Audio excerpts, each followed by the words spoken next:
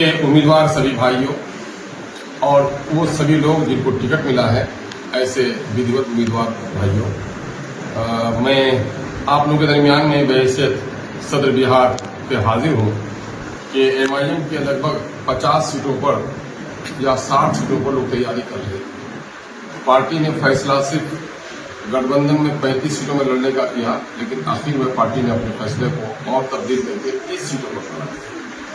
तो 30 जगह पर हमारे उम्मीदवारों को टिकट दे दिया गया है। मसला ये है कि हमारे बहुत सारे उम्मीदवार जो एक एक हल्के से 5 उम्मीदवार 7 उम्मीदवार बने थे विधानसभा क्षेत्र से, वो जो जिनको टिकट नहीं मिला, ऐसे लोगों को मायूसी होगी। और यकीनन इंसानी फितरत का ये हिस्सा है, मैं भी आपके टिकट होता तो हमें मायूसी होती है और वर्कर्स लोगों को सबसे ज्यादा मायूसी होती है। तो मैं ऐसे तमाम लोगों से गुजारिश करूंगा कि कतई आप मायूस न हो। आप एक बड़ी तहरीक के हिस्सा है, एक बड़ी मकसद जमात का हिस्सा है और सीमांचल सहित पूरे मुल्क में दलितों की आवाज, अक़लियतों की आवाज है आप, महरूमों की आवाज है आप, इसलिए आप कतई मायूस नहीं हो। बल्कि हस्बे हिदायत जो यहाँ पर वोट लिया गया था हमारे उम्मीदवारों ने, वो वोट ये कहते के लिया था कि मैं अल्लाह के नाम पर हलफ उठाता हूँ कि पार्टी ने टिकट दिया तो मैं लड़ूंगा, अगर पार्टी ने टिकट नहीं दिया तो नहीं लड़ूंगा, और पार्टी ने जिसको टिकट दे दिया मैं उसका साथ दूंगा। तो मैं समझता हूं कि तमाम तर जिन लोगों ने हलफ बर्दारी की है, तमाम तर लोग इस बात का ख्याल रखेंगे कि शोहरत, दौलत, इज्जत वक्ती चीजें हैं, लेकिन उसूल व ज़वाबित भी कोई चीज है। इस उसूल व ज़ाब्ते का हम आप ख्याल रखेंगे। मुझे अंदेशा था ऐसा होगा और मैं अमलन देख भी रहा हूं कि कई जगहों से लोगों के शदीद रद्द अमल आ रहे हैं और वो रद्द अमल जो है वो गैर अखलाकी भी है और गैर मेयारी भी है और अहद व वफा के बिल्कुल खिलाफ है। ये मुनासिब अमल नहीं है किसी के लिए भी। मैं ऐसे लोगों से कहूंगा कि आप पार्टी से जुड़े रहिए। आप उसको हवास में थे, आपने आहद दिया, आप पर कोई दबाव नहीं था कि आपने को आहद लेना ही पड़ेगा, आप नहीं देते, है ना। आप लोगों ने, कुछ लोग बड़े दीनदार किस्म के लोग कहते हैं कि हमसे जबरिया लिया गया। क्या आपको बंदूक दिखाया गया था? क्या आपके पीछे घूमने लगाए गए थे? आप तो बिल्कुल आजादाना तौर पर आकर हलफ लिए कि भाई मुझको टिकट मिलेगा तो अच्छी बात है।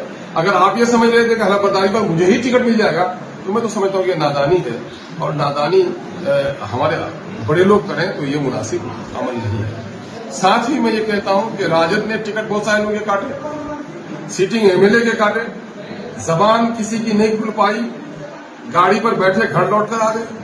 कांग्रेस ने महीनों दौड़ा कर टिकट नहीं दिया, किसी को बोलने की हिम्मत नहीं होती। यही मामला राजद और जदयू में हुआ है। गरीब की बीवी सबकी भाभी और एमआईएम में जिन लोगों का टिकट कटा है, ऐसा लगता है कि उनका कोई मीरास छीन लिया हो। आपसे कोई पेशगी वो हुआ था कि आपको टिकट दिया ही जाएगा। मैंने तकरीरों में कह दिया आपने कि देखो भाई 5 आदमी 7 आदमी तैयारी कर रहे हो, टिकट किसी एक को मिलना है, उसको साथ देने के लिए अगर तैयार हो तो अभी जाकर इलाके में काम करो, वरना अपने माँ के घर बैठ जाओ।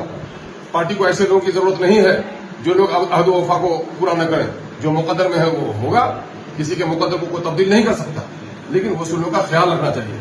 हमने देखा कि कुछ लोग लगता है कि नशे में हो, घर द्वार का ठिकाना नहीं, और कहते हैं कि हमने 5 लाख इनको दिया, 25 लाख उनको दिया, 5 लाख उनको दिया। लोगों को बदनाम कर रहे हो। मैं तो इनकम टैक्स और ईडी का भी मामला होगा, मैं तो इलेक्शन कमीशन से भी कहूंगा कि ऐसे लोग जो लोग 25-50 लाख रुपया दिए हैं, इनके पास पैसे कहां से आए, इनका इनकम टैक्स रिटर्न कितने का है, इस पर कार्रवाई होनी चाहिए।